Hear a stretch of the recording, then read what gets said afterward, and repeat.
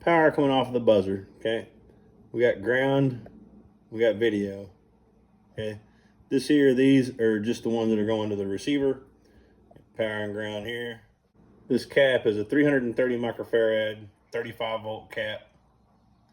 We're only running 4S. I don't need a big arc off of the power leads or anything. This takes care of the video noise. Now the leads, this is the way I do it. You may do it however you like, but the leads, I twist this one counterclockwise and I twist this one clockwise.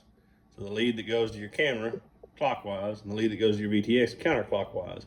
This is to try to help with any video interference that you're going to get. What you don't want these twists to be so tight that you have loops, okay? That negates and actually goes the other direction of what we're trying to do. We're trying to get rid of noise, okay, and you don't want loops. You want all your video lines to stay away from power. This, being the beeper, has to run through the board and has to do a couple little tricks to get power to it. So it's not getting as much feedback and BS from the ESC into this one. And as you can see, these leads are run this way, away from power. And my VTX is going to be mounted, like I always do on the Aliens. It's going to be mounted right here. Actually like that. So my power lead, somewhere right in there. My power lead's going to come up, clip into here, okay, and then my antenna's going to go on this end, right? Now, another little trick that I'd like to share is in between my components, I've got some double-sided sticky tape, VHB, the stuff that's got a little squish to it, okay? I'm gonna put a strip on this as well, on this side, and that's how I'm gonna mount it to this. That's gonna isolate it from the carbon, and also during impact and stuff, it's gonna give it a little bit of give, okay? So we're not hitting things quite as hard with the centrifugal force or the G-force, you know, when it comes to a halt. Another thing I hope you can see is, if it'll get down there and look at it. Look at it. Look at it. Yep, you can see that E6000 on either side, not all the way around, just on either side. That gets rid of having to worry about vibrations, and if there is a hard jar, it won't pull this out, because 3 or 4 times of this getting yanked out, I already know. This is trial and error on my part. 3 or 4 times this getting yanked out from impacts, and it doesn't want to stay in there, and you'll get video noise from that.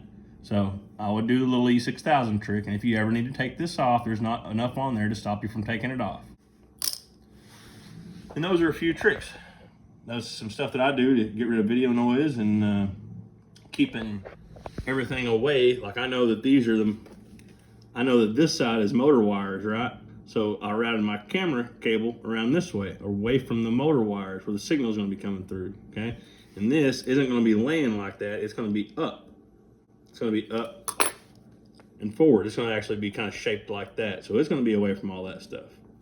Anyway, just tips and tricks. I thought I'd kind of share that and help. A couple of people have asked, so that's some stuff that I do. And my video is usually pretty rock solid. I really don't have much static or BS in there. I hope that helps.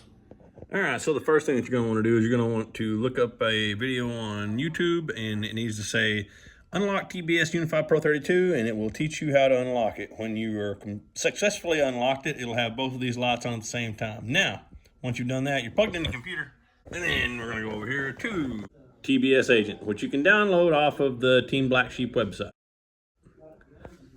Now, first things first, when you are plugged up to it, you see that little green thing that just popped up? We don't need to update this. I'm fine with what I've got. But anyway, the little green thing popped up. Okay, that's the one we're working with. You can see I've got more than one of these, and that's because I crash sometimes. But anyway, so then we go into this stuff is fine. Mic enabled. You can leave that on. Don't worry about it. VTX, I set mine to race. Okay, all you do is you click on this over here. Okay, and then pulls us down. It goes ABE air race user frequency. I just use race. Okay, it's Wi-Fi, blah, blah, blah. Anyway, I run it on race 8, and I've got mine unlocked, so I set mine at maximum power, which is actually way, way more than what this is saying. Or tip limit, set it at maximum. It's not going to overheat. It's not going to melt down. Set it at maximum. Disable the pit mode. You don't need pit mode. You don't need it swapping in and out or having another thing to think about. Then go channel map. Make sure the pit mode is off on that. This is just going to tell you what your firmware is, version 1.16.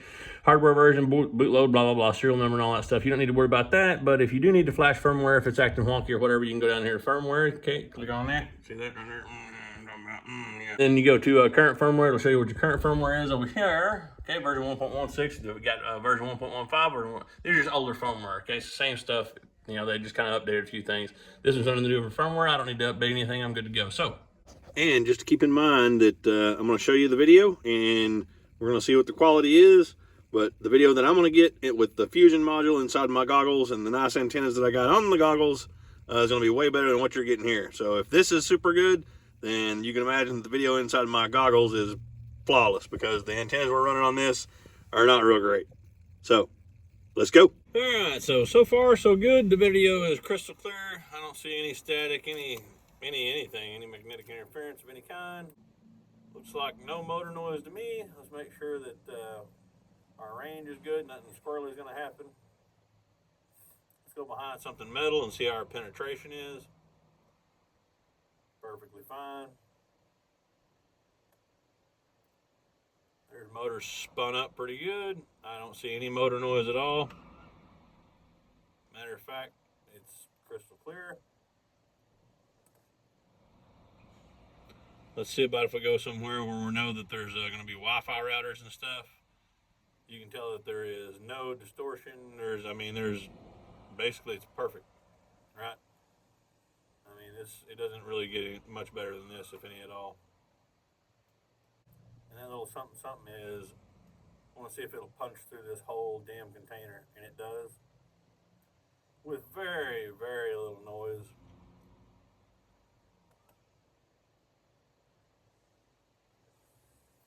How about a whole building?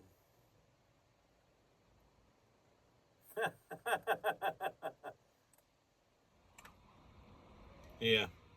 I don't know about on y'all's end, but my video was crystal clear. That's a whole building. Okay, that means we're going through all this all the way out the back. One more time, just for fun. One whole building.